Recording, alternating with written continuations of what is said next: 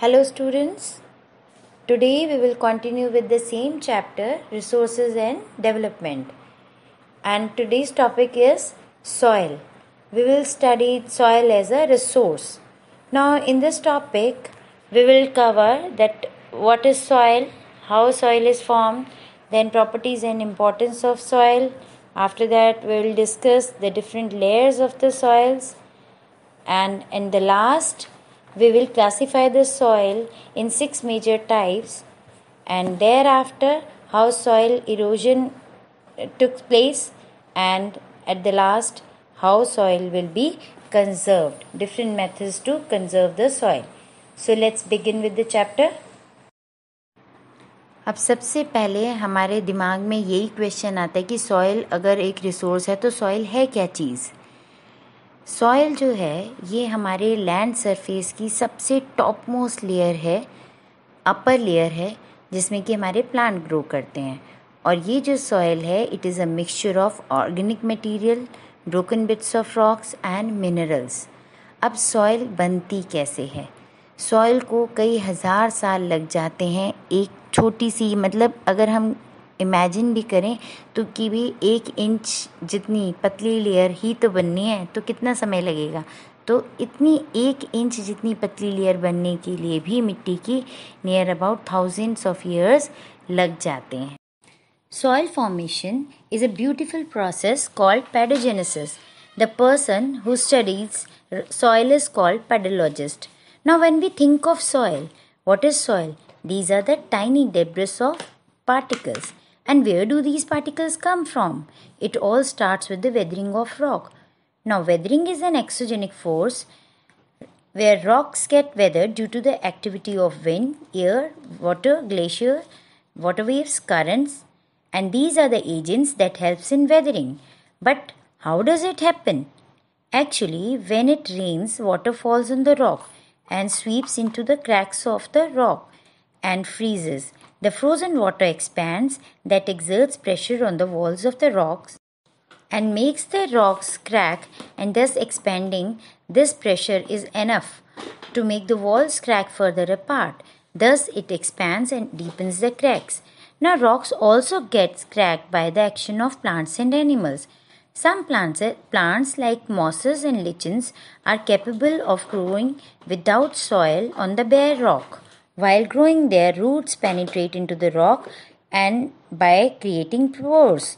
And when they grow into grasses and ferns, then their roots pushes and make cracks, and further the rocks get break. The same mechanism how water splits the rocks. But what animals do is animals create holes in the soil by digging that allows the water to reach the bedrock and splits the rock. So splitting the rock from bigger pieces to the smaller pieces and smaller pieces to the fine crush is called weathering. Now students, beside weathering and time, there are other factors that helps in the soil formation, and these are parent rock, relief features, altitudes and slopes, climate, temperature and rainfall, then your flora, fauna and the microorganisms. अब soil की कुछ properties ऐसी होती हैं जिससे हम soil के बारे में काफ़ी कुछ पता लगा सकते हैं। अब लाइक टेक्सचर है, उसका स्ट्रक्चर है, डेंसिटी है, टेम्परेचर, कलर, कंसिस्टेंसी या पोरोसिटी। अब एक एग्जांपल लेते हैं जिसकी सॉइल का बहुत इंपॉर्टेंट प्रॉपर्टी है, दैट इज़ द टेक्सचर।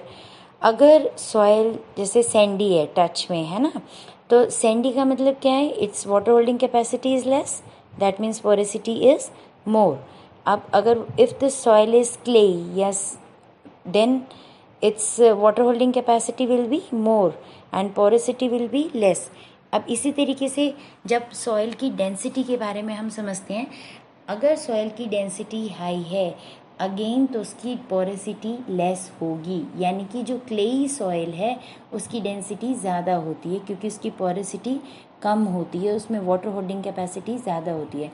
तो इस तरीके से जो सॉइल की प्रॉपर्टीज़ होती हैं उससे हमें काफ़ी कुछ समझने को मिलता है। Now colour of the soil, colour of the soil एक बहुत अच्छी सॉइल कलर जो है प्रॉपर्टी है सॉइल की। अगर सॉइल वाइट कलर की है दैट मीन्स वो सॉल्ट है उसमें ज़्यादा, उसमें जो है हमारा सिलिका ज़्यादा है। अगर सॉइल रेड कलर की है तो उसमें आयरन ऑक्साइड ज़्यादा है। तो हमें उनके कलर से, सॉइल के कलर से भी उसकी काफ़ी सारी फीचर्स पता चल जाते हैं, काफ़ी सारी उसकी कैरेक्टरिस्टिक्स पता चल जाती हैं। Now with this we came to know that soil plays a very important role in supporting our life on the earth. Now let's take our own example. हम ह्यूमन बींग्स हैं, हम बहुत एडवांस टेक्नोलॉजी के साथ जीते हैं, लेकिन फिर भी बिना सॉइल के हम कुछ नहीं कर पाते। Let's talk about air, the air we breathe. हम जो सांस लेते हैं वो ऑक्सीजन है जो हमें ज़रूरत है, और जो हम लोग रिलीज़ करते हैं that is the carbon dioxide. अब ऑक्सीजन कहाँ से आ रही है? ये ऑक्सीजन आ रही है पेड़ों की वजह से, प्लांट्स की वजह से, ग्रीन एटमॉस्फेयर जो हमारा है, ग्रीनरी की वजह से। और ये सब कहाँ है? सॉइल में ग्रो होता है। Again the credit goes to soil. Then हमें पीने के लिए पानी चाहिए। पानी कहाँ है? This water is hold by the soil only because our soil filters, purifies and holds the water. तो ये कहाँ है? Again credit goes to soil. ये सब मिट्टी में ही है। देन हमें खाने के लिए भोजन चाहिए। जो भी हम खाना खाते हैं everything comes from soil only, क्योंकि उगाते तो हम मिट्टी में ही है ना। अगर हम कहते हैं नहीं हम तो नॉन वेज हैं जी, हम मीट खाते हैं या एग खाते हैं, तो मीट और एग किस से आता है? From the animals. एनिमल्स किस पे डिपेंड है? हम पे थोड़ा डिपेंड है। Animals again depends on the soil only, क्योंकि उनका फूड वहीं से आ रहा है। It maintains the ecosystem, whole balance in the ecosystem. So all the credit goes to soil only. अब हमारे एटमॉस्फेयर में जो नाइट्रोजन साइकिल है, कार्बन साइकिल है, ये भी हमारी सॉइल ही मेंटेन करती है। अब सॉइल की इतनी इम्पोर्टेंस है, सॉइल कैसे बनती है हमें पता है, सॉइल क्या चीज़ है, तो इतनी इम्पोर्टेंस, उसमें इतनी ऐसी क्या खास बात है? इसके लिए हमें डिफरेंट लेयर्स ऑफ सॉइल को स्टडी करने की ज़रूरत है। So let's study the different horizons of the soil. अब जो आपके सामने स्लाइड है इसमें 2 डिफरेंट इमेजेस मैंने शो की हुई हैं। अब आपको उसको इस तरीके से स्टडी करना है। देखो फर्स्ट इमेज की जो ऑर्गेनिक लेयर है उसको पेडोलॉजिस्ट की लैंग्वेज में या साइंटिफिक भाषा में हम कहते हैं O horizon. Then top soil को हम कहते हैं A horizon, subsoil is equal to B horizon, parent material is equal to C horizon and bedrock is called bedrock. Now let's study all these different layers separately. अब O horizon या organic layer कौन सी layer है? ये वो layer है जिसमें हम खड़े हैं। इस लेयर पे सारा ऑर्गेनिक मटेरियल, पेड़ पत्ते, सड़ा गड़ा कचड़ा सारा का सारा इकट्ठा होता है और ह्यूमस बनाता है। और ये लेयर हमें ये बताती है, इसी लेयर से, इसी टॉप लेयर ओ होराइजन की लेयर से हमें पता चलता है कि हमारी जो सॉइल है वो कितनी फर्टाइल है। और based on the soil type this layer can be thick, thin और completely absent।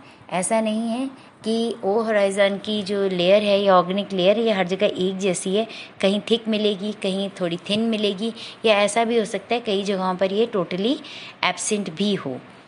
Then like move to second layer that is A horizon और the top soil, and this layer is made up of humus mixed with mineral particle। अब ये वो layer है जहाँ पे हम, जैसे जब हम बीज बोते हैं, फसल बोते हैं, तो बीज जिस लेयर में डाला जाता है उस लेयर को कहते हैं टॉप सॉइल, क्योंकि ये वो लेयर है जहाँ पर हम बीज डाल के हम चाहते हैं कि बीज को पूरा वो उसके न्यूट्रिएंट वैल्यू मिले ताकि वो अच्छे से ग्रो हो सके और स्ट्रॉन्ग और हेल्दी प्लांट आगे फर्दर हमें देखने को मिले, जिसमें बहुत हमारी इच्छा के अकॉर्डिंग वो ग्रो करे और फिर हमें फ्रूटफुल रिजल्ट्स मिले। तो this is the layer where we plant our seeds so that they can grow strong and healthy, and this layer is rich in minerals and humus, and also this layer is soft and porous। अब हम इस layer में इसीलिए बीज डालते हैं क्योंकि जब बीज से पौधा बनता है तो अपनी जड़ें फैलाता है, और ये लेयर जो है बहुत सॉफ्ट होती है, बहुत पोरस होती है। इसमें पौधा प्लांट अपनी जड़ें इजीली फैला सकता है, और ये इसी लेयर में वॉर्म्स और रोडेंट्स भी अपना घर बनाते हैं। नाउ एक और लेयर है जो कि ए होराइजन और बी होराइजन के बीच में आती है, दैट इज़ ई होराइजन, जो कि अब आप इस इमेज में देख रहे होंगे। And this E horizon is also called eluviation layer, and this layer is made up of mostly sand and silt, and most of the minerals and clay particles are lost here. Actually क्या है, यहाँ पे leaching process होता है, जिससे leaching process के through पानी तो नीचे आ जाता है, लेकिन इसके जो इम्पोर्टेंट मिनरल्स हैं या क्लेई पार्ट है वो इसमें से गायब हो जाता है। And this layer is missing in some of the soils but often found in forest soil and the older soils. Next is B horizon और the subsoil layer. अब यहाँ इस लेयर में काफ़ी मिनरल्स होते हैं, like this layer is rich in minerals, और ये मिनरल्स कहाँ से आते हैं, ए होराइजन लेयर और ई होराइजन लेयर के जितने भी मिनरल छन छन के आते हैं लीचिंग प्रोसेस के थ्रू, वो सारे मिनरल्स इस लेयर में आकर इकट्ठे हो जाते हैं, due to which this layer is hard and compact. Then next layer is C horizon और द पेरेंट रॉक, और इस सी होराइजन को हम लोग पेरेंट रॉक के अलावा रेगोलिथ भी कहते हैं, और इस लेयर को हम वेदर्ड पेरेंट रॉक कहते हैं। इस लेयर में कोई प्लांट नहीं होता है, कोई प्लांट नहीं उगता है, कोई ऑर्गेनिक मैटर भी नहीं होता है यहाँ पर। और लास्ट में आता है हमारा बेड रॉक। बेड रॉक सबसे ज़्यादा हार्डेस्ट लेयर है, इसमें सबसे ज़्यादा इसमें सारी अनवेदर्ड रॉक्स पड़ी हुई हैं, और ये इतनी मजबूत होती है कि ऊपर की सारी लेयर्स को होल्ड करके रखता है। और इस बेड रॉक में डिफरेंट टाइप की रॉक्स होती हैं, जैसे bed rock can be of granite rock और बेसाल्ट रॉक, क्वार्ट्ज रॉक और limestone etcetera. Now, after studying the different layers of the soil, let's move to the classification of the soil. Now, the first type of soil is alluvial soil. Alluvial soil बच्चों हमारे देश में जो है, हमारे India country में ये बहुत वाइडली स्प्रेड है। बेसिकली नॉर्थ में देखने को मिलती है, ये ज़्यादा एरिया जिसने कवर कर रखा है, आपको मैं मैप में भी दिखाती हूँ। Near about 15 lakh square kilometre approximately, इतना एरिया इसने हमारी एलुवियल सॉइल के द्वारा कवर किया हुआ है। मेन एरिया जहाँ पर अच्छे वाली एलुवियल सॉइल देखने को मिलती है वो तो है आपका इंडो गैंगेटिक प्लेन्स, यानी कि जहाँ रिवर्स बहती हैं और जहाँ रिवर्स का डेल्टा मैक्सिमम एरिया में बनता है वो। अब मैक्सिमम आप देख लो, हिमालयन रिवर्स जो हैं वो प्लेन एरिया में ही आके उतर रही हैं, और रिवर्स उनकी ट्रिब्यूटरीज और ट्रिब्यूटरीज की सब ट्रिब्यूटरीज, ये सारी इनका जो जाल है वो इंडो गैंगेटिक प्लेन में ही है। इस वजह से जितने भी द्वार्स हैं, चेयर्स हैं, तराई एरिया है, यहाँ पर मैक्सिमम एलुवियल सॉइल देखने को मिलती है। और ये सॉइल जो है paddy, wheat, rice, millet, sugar cane, cereals, pulses, इन सब की कल्टीवेशन के लिए बहुत अच्छी है। और इस northern Indo Gangetic plain area में इतनी चीज़ों की खेती होती है और इतनी ज़्यादा, बहुत ज़्यादा ये फसल जो है, ये सॉइल जो है ये बहुत फर्टाइल होती है। इस वजह से ऐसे ये एरियाज जहाँ पे एलुवियल सॉइल मिलती है वो मैक्सिमम पॉपुलेशन हमारी वहीं रहती है।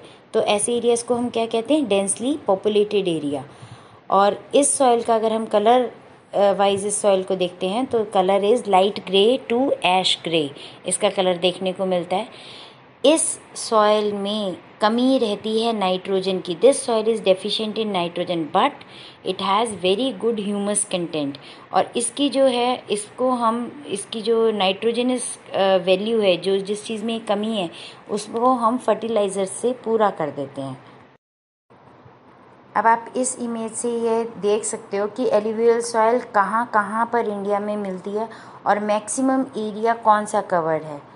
ठीक है, तो ये रीजन्स आपने ध्यान रखने हैं कि हमने किस तरीके से, अगर सॉइल मार्क करने के लिए आती है, मैप वर्क में आता है, तो आपको पता होना चाहिए कि एलुवियल सॉइल को हमने कहाँ कहाँ पर शो करना है। सो look at this map carefully.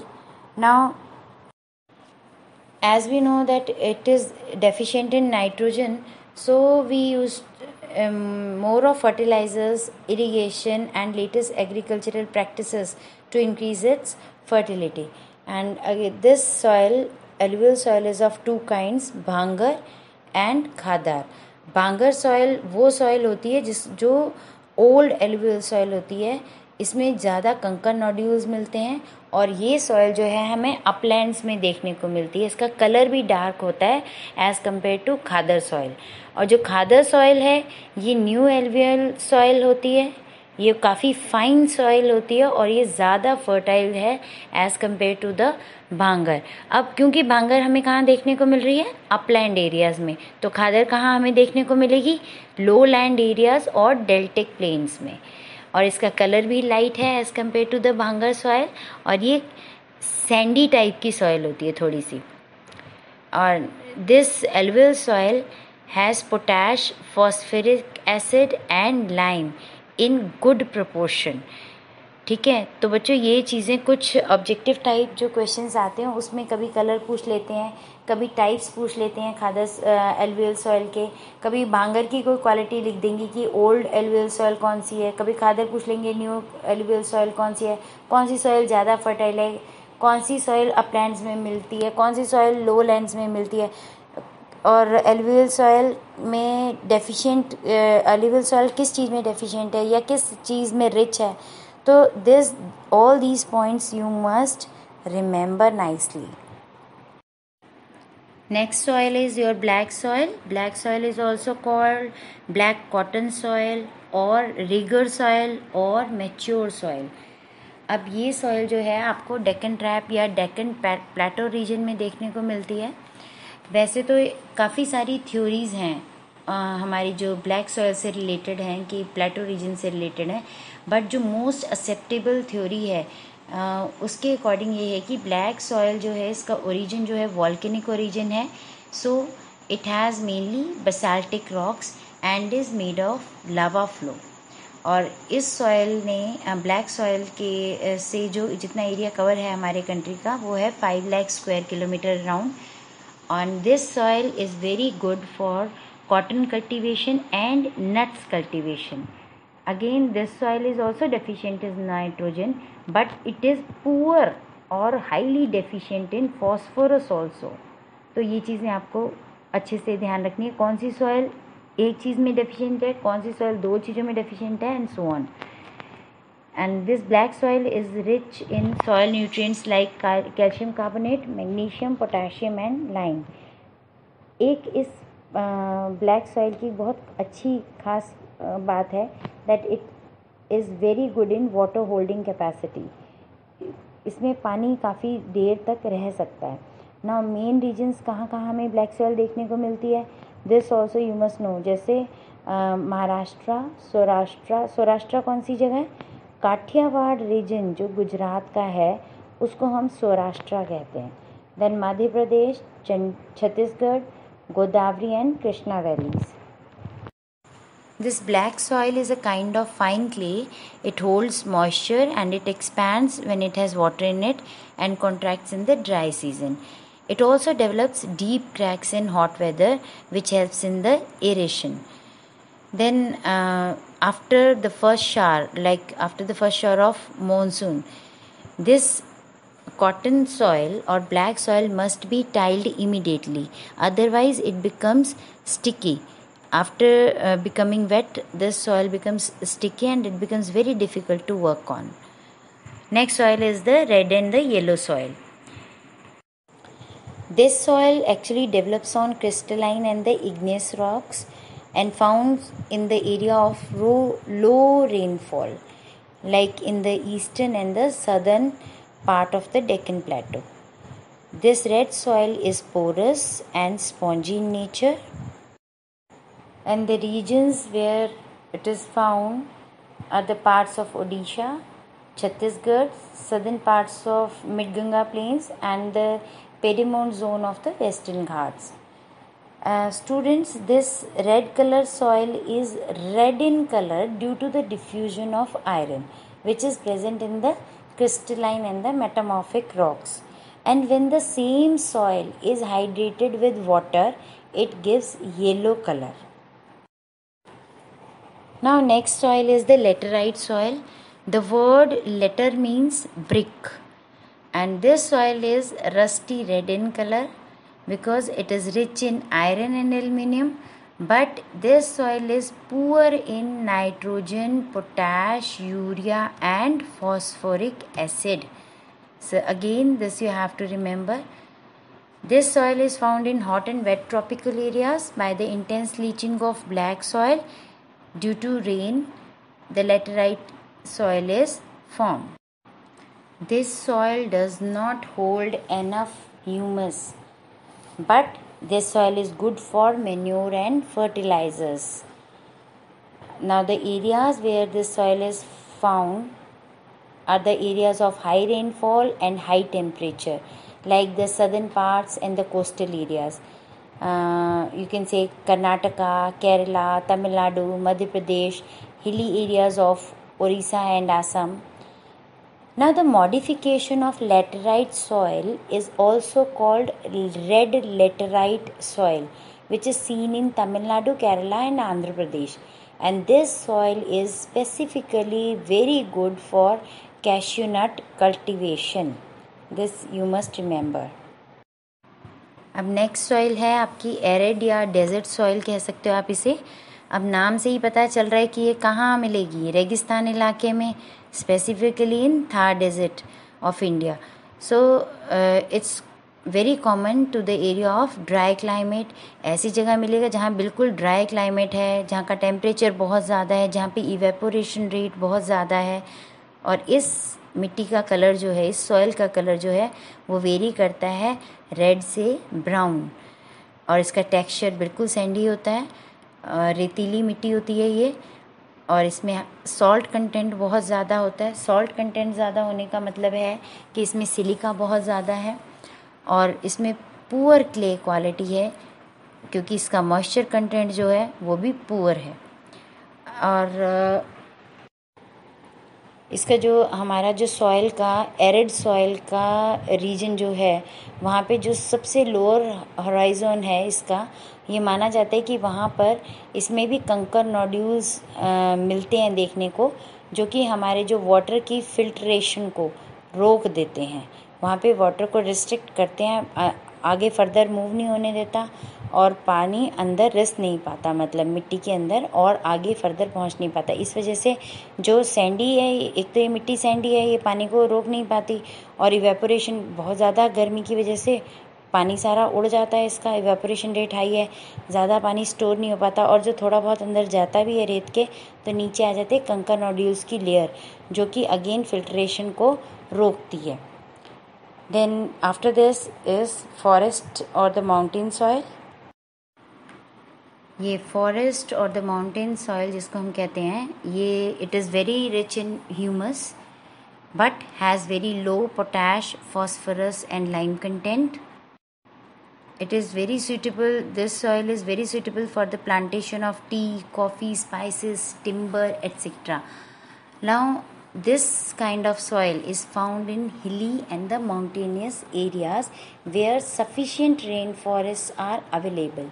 अब ये देखो मैंने दो इमेजेस अलग अलग लगाई हैं जहाँ पे जिन रीजन्स में ये आपको माउंटेन सॉइल देखने को मिलती है, forest soil like Jammu Kashmir है, it is Himachal Pradesh is there, Punjab, Uttarakhand is there, sorry, Punjab is not there, Uttarakhand is there.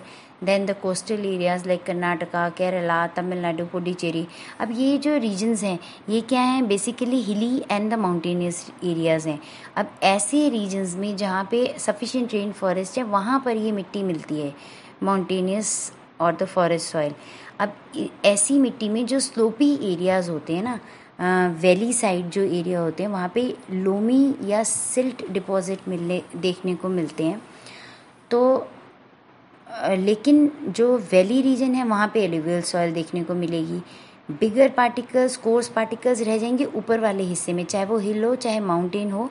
उसका जो टॉप रीजन है वहाँ पे तो मोटी मिट्टी देखने को मिलती है, कोर्स ग्रेन मिलते हैं, यानी कि बिगर पार्टिकल्स देखने को मिलते हैं. लेकिन वैली साइड में जो है लोमी और सिल्ट डिपॉजिट मिलेंगे, और बिल्कुल वैली रीजन में आपको एलुवियल सॉइल देखने को मिलेगी। और स्नो कवर्ड एरिया, जितनी भी माउंटेन हैं जो जहाँ पे पूरी बर्फ़ से ढकी हुई माउंटेन्स हैं, वहाँ पर एसिडिक कंटेंट होगा सॉइल का, और वहाँ का ह्यूमस कंटेंट बहुत ही कम होगा। Fine. Now, after understanding the different types of soil through soil classification, let's understand soil erosion. Now, students, what is soil erosion?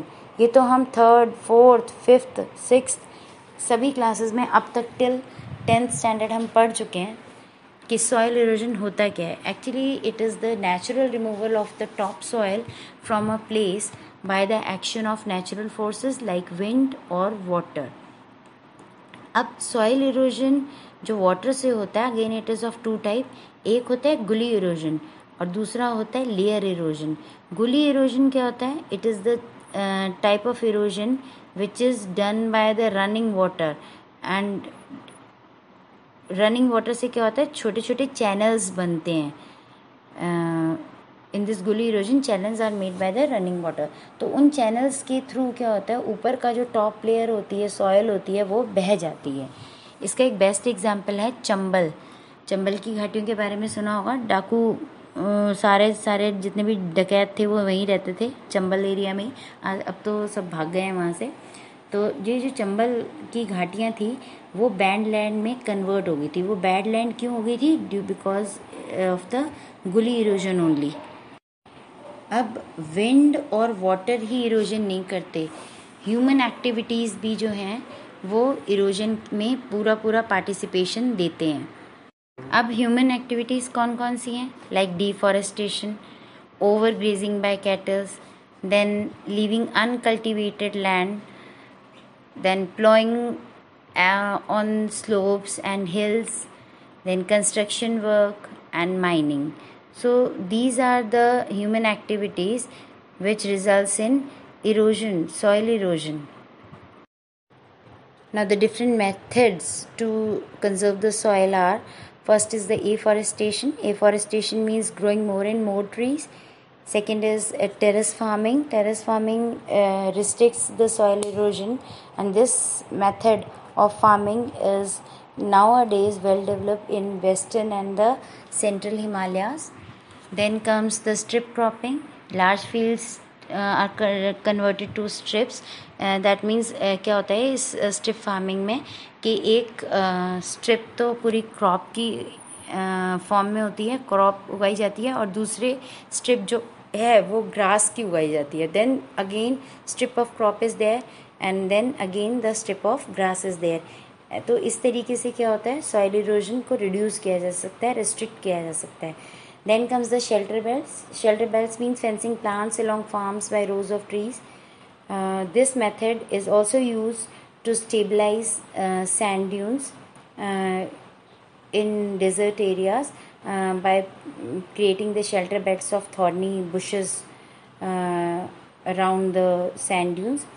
Then comes the embankments along the river banks.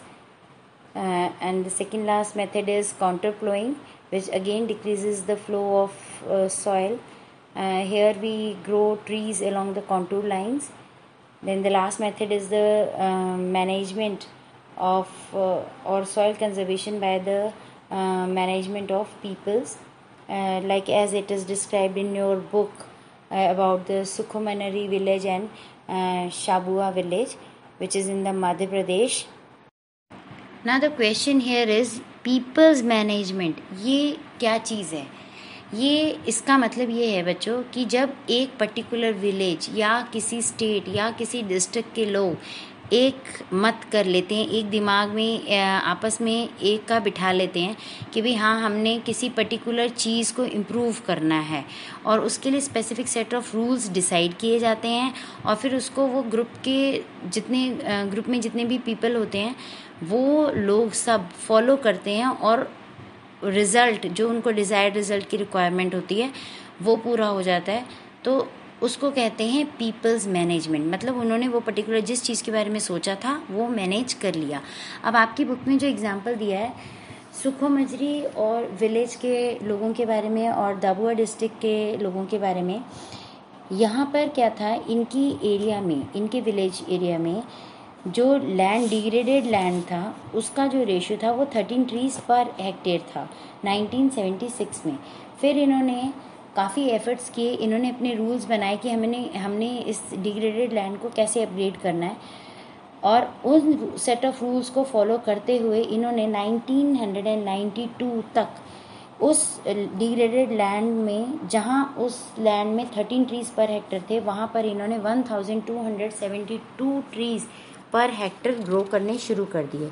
अब इन trees की इतनी development से क्या हुआ, इससे इनकी economic wealth सुधर गई, उनकी हाउस होल्ड एक्टिविटीज़ में चेंज आया, उनकी लाइफ कंडीशंस, उनकी लाइफ स्टेटस जो था वो अपलिफ्ट हुआ। फिर उनके एग्रीकल्चर अगर देखा जाए तो उसमें इम्प्रूवमेंट हो गई, एनिमल केयर में इम्प्रूवमेंट हो गई, और फाइनली जो इसका एंड था, एंड प्रोडक्ट निकल के आया, that is the resource availability, जो जिससे ये सब इम्प्रूव हुआ, वो that is the resource increase हो गया। और वो रिसोर्स क्या था, again that is the soil, जिसको उन्होंने कंजर्व किया। और सॉयल कहाँ थी, वो डिग्रेडेड लैंड पे थी। तो दिस वाज द एग्जाम्पल। अब इस एग्जाम्पल में ये भी बताया गया है कि उन लोगों की जो जहाँ सैलरी बहुत कम थी, पर मंथ इनकम बहुत कम थी, वो कहाँ तक पहुँच गई, 10,000 to 15,000 पर मंथ शुरू हो गए उनको आने। तो उनका स्टेटस ऑफ लिविंग भी काफ़ी अच्छा हो गया। So this is called people's management. So students, here we have ended this chapter 1, and at the end of this chapter I have one question for you, and that is, why soil is regarded or considered as a resource for we people? And I need the answer of this question in the comment section. By next week, keep revising this chapter, and if you have any query, any doubt, feel free to ask any day, any time.